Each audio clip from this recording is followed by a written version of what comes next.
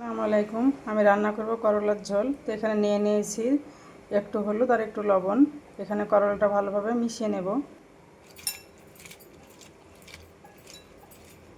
ভালোভাবে মিশিয়ে 5 মিনিট মতো আমি রেখে দেব। কড়াইতে তেল গরম হয়ে গেছে, দিয়ে দেব মরিচ কুচি আর পেঁয়াজ কুচি, দিয়ে দেব টমেটোর কুচি, ধনে পাতা। লাল লাল করে ভেজে নেব আমি সবার সঙ্গে। এগুলো লাল লাল হয়ে গেছে, এক সাইডে রেখে দেবো। আদা জিরা পেস্ট,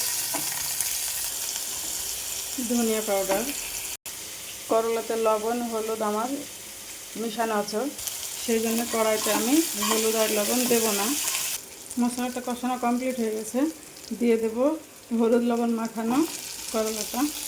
এখানে এক কুচি বেগুন ছিল আমার, তো সেটার সঙ্গে অ্যাড করলাম। ভালোভাবে এটাকে মশলার সঙ্গে কষিয়ে নেব। 2 থেকে 3 মিনিট মতো কষানোই হয়ে যাবে।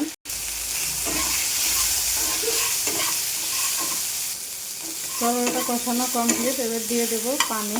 এখানে আমি হালকা গরম পানি অ্যাড করব, ঠান্ডা পানি দেব না।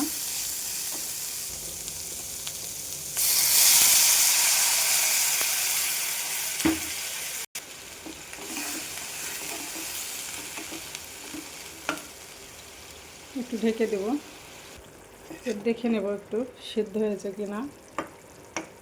দেখো সিদ্ধ হয়ে গেছে। এবার এটাকে আমি নামিয়ে নেব। এখানে কাঁচা মরিচ দিয়েই করলাটা রান্না করবে, তাহলে কালারটা একদম ঠিক থাকবে। শুকনো মরিচ দিয়ে রান্না করলে কালারটা খারাপ লাগবে দেখতে। তো দেখো আমার রান্না কমপ্লিট। ভিডিওটা ভালো লাগলে লাইক কমেন্ট শেয়ার করে দিও। আল্লাহ হাফিজ।